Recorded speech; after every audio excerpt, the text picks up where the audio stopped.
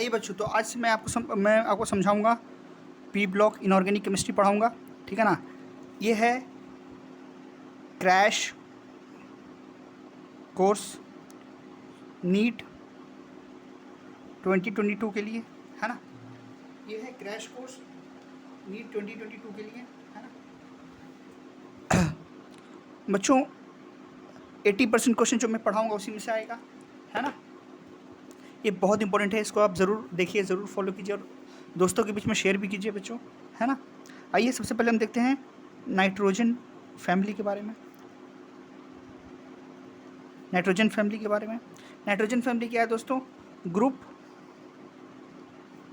15 की बात कर रहे हैं हम, ठीक है ना। नाइट्रोजन फैमिली ग्रुप 15 का मेंबर है, ठीक है ना बच्चों। और ग्रुप 15 या फिर इसको हम बोल सकते हैं 5A का भी मेंबर है, ठीक है ना। 5A का भी मेंबर है, ठीक है ना। नाइट्रोजन फैमिली में बच्चों क्या क्या आता है? नाइट्रोजन आता है, फॉस्फोरस आता है, आर्सेनिक आता है, एंटीमनी आता है और बिस्मथ आता है। फिर से बच्चों देखते हैं, नाइट्रोजन, फॉस्फोरस, आर्सेनिक, एंटीमनी और बिस्मथ। क्या क्या होता है बच्चों? Nitrogen, phosphorus, arsenic, antimony and bismuth, ठीक है ना। ठीक है ना, मेरे साथ में बोलिएगा बच्चों, एक बार और याद करते हैं साथ में। नाइट्रोजन, फॉस्फोरस, आर्सेनिक, एंटीमनी और बिस्मथ, ठीक है ना। आइए एक बार इलेक्ट्रॉनिक कॉन्फ़िगरेशन लिखते हैं इसका। आउटर सबशेल इलेक्ट्रॉनिक कॉन्फ़िगरेशन इसका लिखते हैं।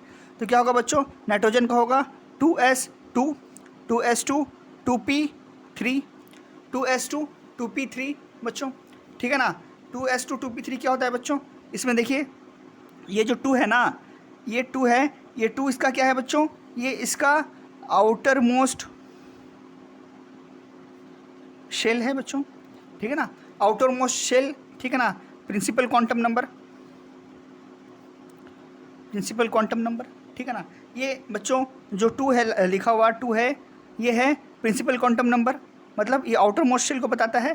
और यही जो होता है ना बच्चों, ये पीरियड को भी बताता है, ठीक है ना। जो इसका आउटर मोस्ट शेल होता है वही इसका पीरियड भी होता है। जैसे कि यहाँ पे हम देख रहे हैं 2 इसका पीरियड है, ठीक है ना। अब ये जो पी है ना बच्चों, ये पी इसका इस नाइट्रोजन का ब्लॉक के बारे में बताता है कि ये कौन से ब्लॉक से बिलोंग करता है। जैसे कि नाइट्रोजन जो है इसमें ये पी ब्लॉक से बिलोंग कर रहा है, ठीक है ना। ये जो ग्रुप 15 है ना, ग्रुप 15 जो है ये पी ब्लॉक का एक फैमिली है, ठीक है ना। और ये जो ऊपर में नंबर देख रहे हैं ना बच्चों, 3 और 2, इन दोनों को ऐड करके जो 5 होता है ना बच्चों, ये जो दोनों ऐड करने से जो 5 होता है, यही इसका आउटर मोस्ट ऑर्बिट में जितने इलेक्ट्रॉन्स होते हैं उसका नंबर होता है बच्चों। इसे हम वैलेंस इलेक्ट्रॉन्स भी कहते हैं। क्या कहते हैं? जो जितने इलेक्ट्रॉन्स आउटर मोस्ट ऑर्बिट में रहते हैं उनको हम वैलेंस इलेक्ट्रॉन्स भी कहते हैं बच्चों, ठीक है ना। उनको हम वैलेंस इलेक्ट्रॉन्स भी कहते हैं बच्चों, ठीक हो गया, ठीक है ना।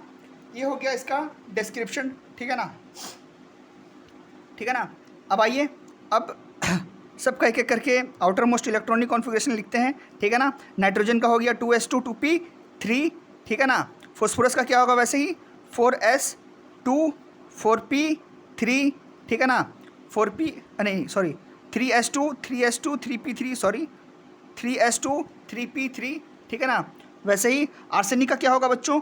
4s2 4p3, एक एक करके 2 3 4 एक एक करके जो नंबर ऑफ शेल है ना, number of shell outermost shell, उसका नंबर एक एक करके बढ़ते जाएगा। मतलब एक एक शेल नीचे जाने में ऐड होते जाएंगे। जैसे कि एंटीमनी का देखते हैं, तो एंटीमनी का क्या होगा बच्चों? 5s2 5p3, ठीक है ना। 5p3 मतलब एक एक शेल नीचे जाने में ऐड होता जाएगा। बिस्मथ का क्या होगा बच्चों? 6s2 6p3 6s2 6p3, मतलब चूंकि एक एक शेल ऐड होता जा रहा है, तो हम देखेंगे नीचे जाने से क्या होता है ना बच्चों, नीचे जाने से एक ग्रुप में नीचे जाने से डाउन जाने से क्या होता है बच्चों?